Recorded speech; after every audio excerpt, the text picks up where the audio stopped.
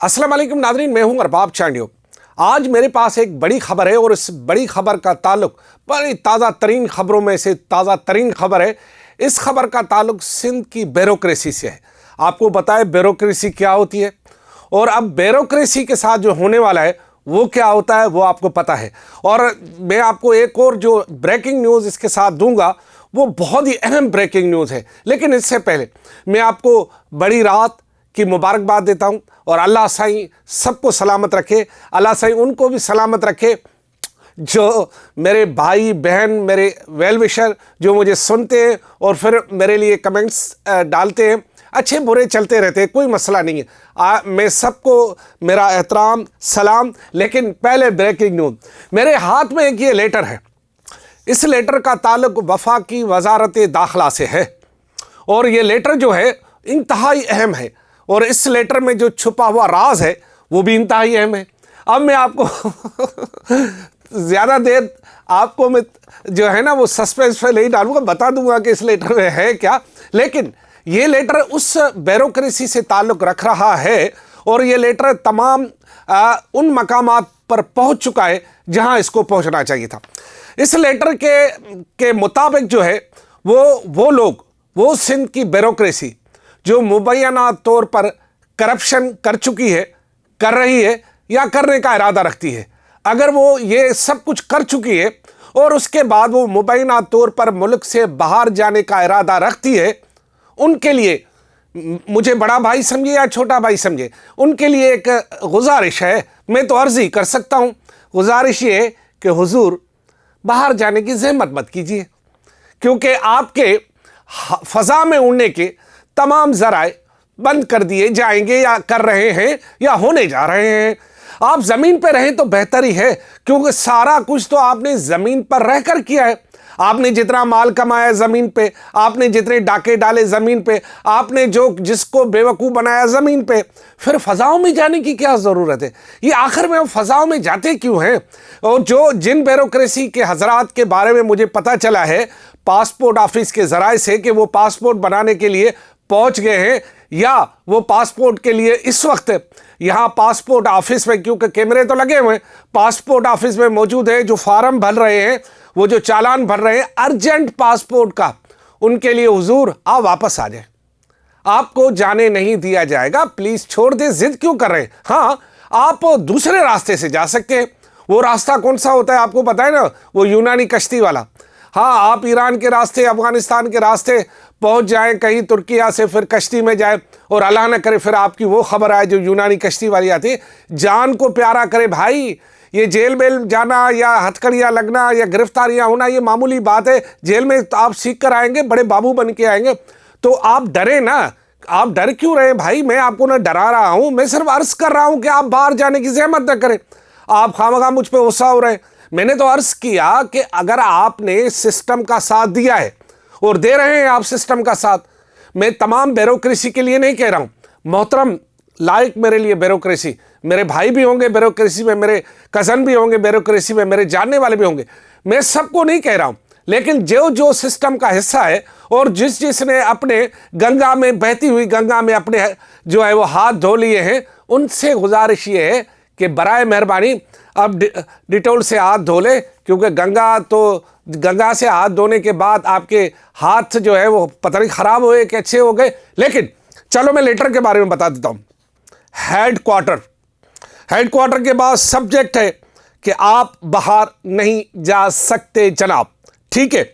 अब जिस ब्यूरोक्रेसी का मैं जिक्र कर रहा था उनमें से एक ब्यूरोक्रेट का यहाँ नाम है, वो महकमा इत्तलात के सेक्रेटरी, वो महकमा सनत के सेक्रेटरी, और वो डीजी, किसके डीजी? Building control authority. ये जितने भी बिल्डिंग कंट्रोल अथॉरिटी है ना, इसने बिल्डिंगों को वो अथॉरिटी दी है कि बिल्डिंग 60 गज की ज़मीन 8 मंजिला हो जाती है। ये है बिल्डिंग कंट्रोल अथॉरिटी जी। इसका खेल तो जाके आप लियारी में देखें, आप और जगहों पे देखें, आपको पता चल जाएगा इनके खेल की बात।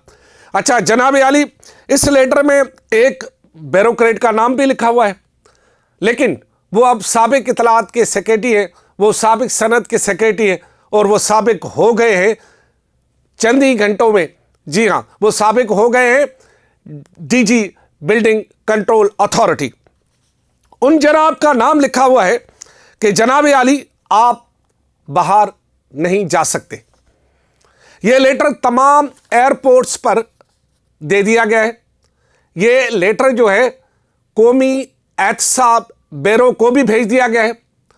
यह लेटर जो है उन इमिग्रेशन ज़राए को भेज दिया गया है जिनके ज़रिए आप एयरपोर्ट से क्लियरेंस लेने के बाद जाते हैं। तो लिहाजा वो जनाब उसको ये मेरा अर्ज़ है कि आप बाहर मत जाइए, क्योंकि ये आपका लेटर है। मैं आपका नाम ले लूँ, हालांकि लेटर में नाम है, लेकिन आप बुरा न मनाएं, मुझे इजाज़त दे तो मैं नाम ले लूँ। इजाज़त है? मेहरबानी। इजाज़त ये है कि इनका पूरा नाम है अब्दुल रशीद सोलंकी साहब। मेरे बड़े अच्छे ताल्लुकात हैं, मेरा न्याज़बंदी है उनके साथ, लेकिन क्या करूँ, खबर ऐसी है। हम खबर देने में बड़े क्या कहते हैं कि रियायत बरतने से इज्तनाब करते हैं, और क्योंकि खबर ऐसी होती है, खबर की नोयत ऐसी होती है जिसकी वजह से हम मजबूर होते हैं। और सिंधी में एक बड़ा मशहूर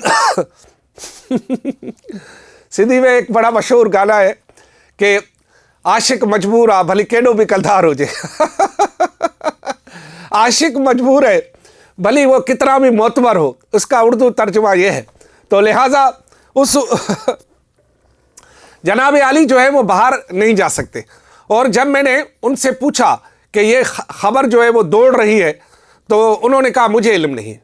तो जो उनके इल्म में मैं लेटर दे दूं ताकि वो उनको अगर किसी और ज़राए से पता न चले तो ये ज़राए हाजिर हैं, आप न जाइएगा क्योंकि आपका लेटर आ चुका है और बाकियों के लेटर बन रहे हैं, बाकियों के लेटर बन रहे हैं। और अगर किसी को मुझ पर एतबार नहीं है, क्योंकि मैं ना कच्ची गोली खाता हूँ न कच्ची गोलियाँ खिलाता हूँ, मुझ पर एतबार नहीं है, तो महकमा वजारत दाखिला में उनके जो ज़राए हैं उनसे पूछ ले कि भाई आपका नाम एग्जिट कंट्रोल लिस्ट में मुबैना तौर पर आ रहा है, जा रहा है या भेजा गया है।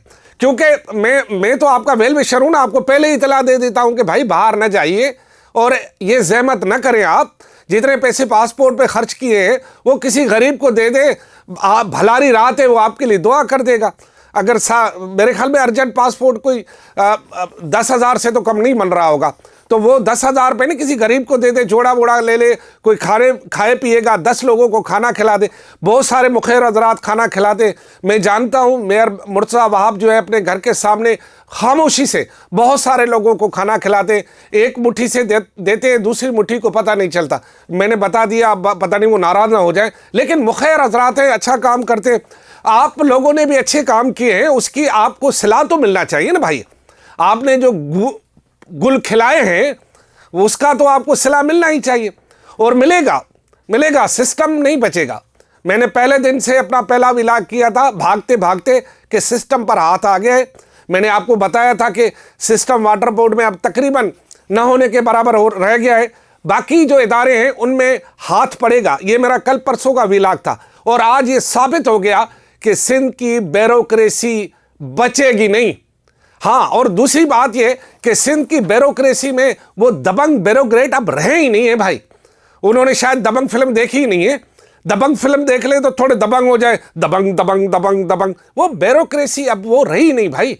ये ब्यूरोक्रेसी जागीरदारों के, मैं सबके लिए नहीं कह रहा हूं, मैं फिर माफ़ी से अर्ज, किसी का दिल आज़ारी हो मैं सॉरी करता हूं। ये ब्यूरोक्रेसी जागीरदारों के, सियासी जागीरदारों की कमदार है, कमदार। और इस कमदार ब्यूरोक्रेसी से आप क्या तवक्को करेंगे कि आवाम की क्या खिदमत करेंगे। मेरा चीफ सेक्रेटरी सिंध जो है वो से गुजारिश है, आप बहुत अच्छे अफसर हैं, आई लव यू, खुदा की कसम मुझे बहुत अच्छे लगते हैं, और आप हैं भी दबंग। आप अगर फिल्मों में भी जाएंगे तो हीरो का किरदार मिलेगा, आपका कद काट ऐसा है, और मुस्कुराते हुए हैं आए आप, आपके बाल भी खूबसूरत है। मेरे बाल ज़रा झड़ गए, लेकिन बड़े हो जाएंगे तो मुकाबला करें। लेकिन क्या खूबसूरत है आप, लेकिन आपके नीचे जो है ना बदसूरती जो चल रही है उसको ज़रा साफ करें। आपने हाथ तो डाला है, मुझे पता है, और आपने मुझे बताया था कि अरबाब ये नहीं बचेंगे। मेरे ख्याल में शायद वो बचेंगे नहीं। बहरहाल अल्लाह सही सब पर रहम करे, और अल्लाह सही सब पर जो है वो अपनी शफकत डाले। मैं तो इतना ही अर्ज़ कर सकता था कि भाइयों ज़रा अपना ख्याल करें, अपने बच्चों का ख्याल करें। जेल वेल जाने से आपको तो पता नहीं होगा नहीं होगा, लेकिन आपके बच्चों को बड़ी तकलीफ़ होगी। लिहाजा अपनी ज़िंदगी को खूबसूरत करो।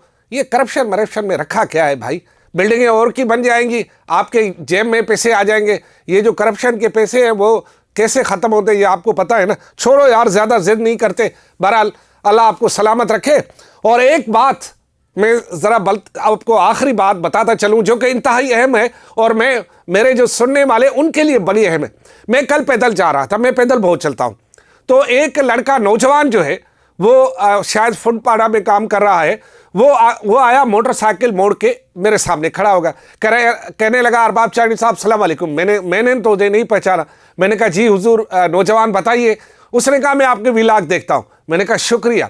उसने बताया क्या कहा? उसने कहा सर मैं उर्दू स्पीकिंग हूँ। मैंने कहा आपका और शुक्रिया। तो लेकिन उन्होंने एक और बात की, सर आपके जितने व्लॉग होते हैं उसमें तहस्सुब नहीं होता। वाह, अल्लाह साईं की मेहरबानी है भाई। हम इस पे ये उर्दू सिंधी बलोची पश्तो पे यकीन नहीं रखते। ये सब नाम हमें दिए गए हैं। आपको पता है ना, जब आप पैदा होते हैं तो आपके कान में बताया जाता है कि आप मुसलमान हैं, आपके कान में बताया जाता है कि आपका नाम क्या है, आपके कान में बताया जाता है कि आपकी कास्ट क्या है, वरना कौन पहचाने। तो लिहाजा ये पैदाइश से बाद में आपको चीज़ें मिलती है। लिहाजा अल्लाह से आपको सलामत रखे। मुझे क्योंकि टाइम ज़्यादा ही हो गया लग रहा है, लेकिन आज जुम्मा है, थोड़ा आप चिल करें, मेरी बातें सुने, और मज़ीद जो लेटर आएंगे ना ऐसे आपकी अमानत है, पहुँचा दूंगा इंशाअल्लाह। खुदा हाफिज़।